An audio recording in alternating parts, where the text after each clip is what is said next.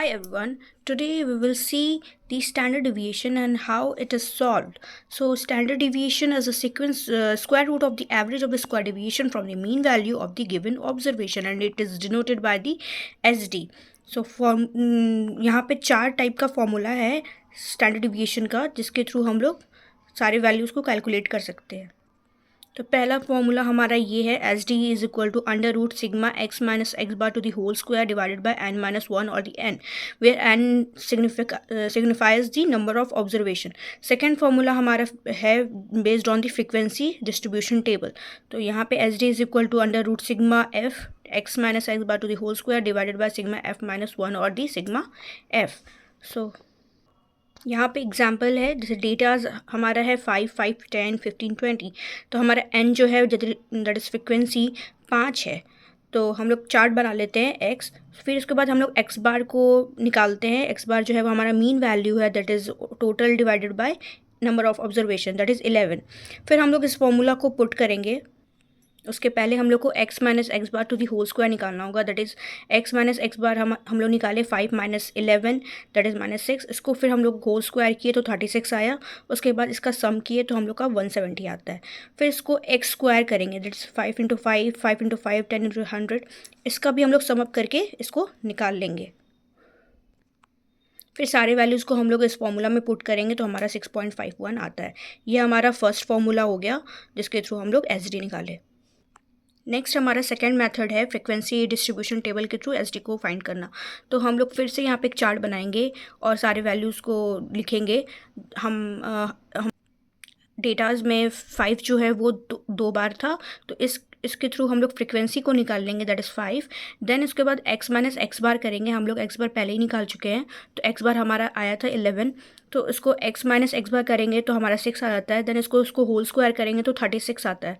इसका एक कॉलम बना लेंगे। देन उसके बाद f into X minus X bar to the whole square करेंगे। सो इसको फ्रिक्वेंसी से मल्टीप्लिकेशन करने के बाद इसका आता है 72, 36 इंटू 2, 1 इंटू 1, 16 इंटू 16।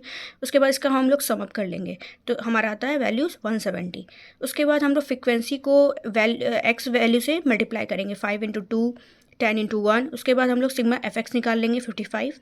उसके बाद हम इस जो डेटा है उसको हम लोग स्क्वायर करेंगे, x square that is 5 into 5, 25, 10 into 10, 100। Again हम इसको फ्रिक्वेंसी से मल्टीप्लाई करेंगे, दैट 25 इंटू 2, 50। उसके बाद हम लोग समअप करने के बाद 775 आंसर आता है। उसके बाद हम लोग उस फॉर्मूला को वैल्यूज़ को पुट करेंगे, that is sigma F X minus X bar to the whole square का वैल्यू है हमारा 170 और डिवाइडेड बाय फ्रिक्वेंसी हमारा 5 माइनस 1, 4। तो आंसर आता है हमारा 6.51, जो कि प्रीवियस फॉर्मूला के से सेम है। सो यहाँ पे हम लोग अब देखते हैं दो और फार्मूलाज है जो कि डायरेक्ट मेथड के थ्रू हम लोग एस डी को निकाल सकते हैं। तो ये दो फार्मूला है, first is this S D is equal to under root sigma X square minus sigma X to the whole square divided by N और total number divided by N minus one और the N. और second formula है frequency based on the frequency table. So sigma fx square minus sigma fx to the whole square divided by sigma f whole divided by sigma f minus 1 और the sigma f under root सभी के ऊपर होगा।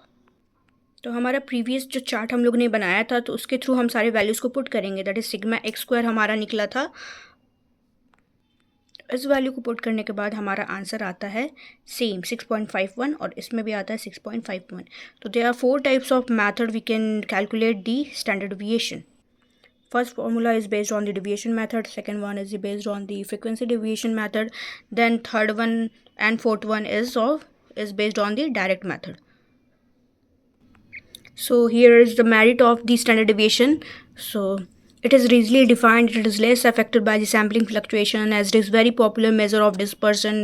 SD can be calculated, it helps with calculating the standard error.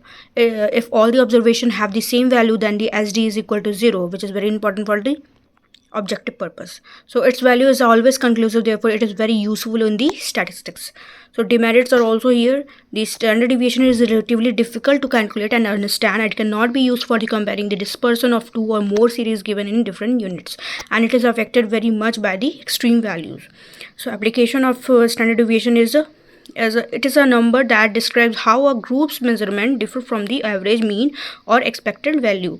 A low standard deviation indicates that the majority of the data points are close to the mean, which is a point is noted here. A high standard deviation indicates that the data is more dispersed and data is more deviated from the mean value, and this metric is utilized to calculate the variability of a population or the sample.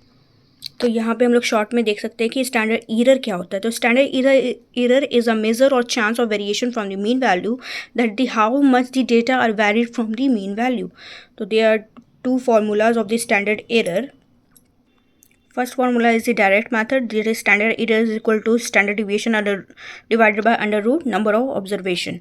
और second है हमारा combined standard error is equal to standard deviation under root 1 by n1 plus 1 by n2, where n is the number of observation.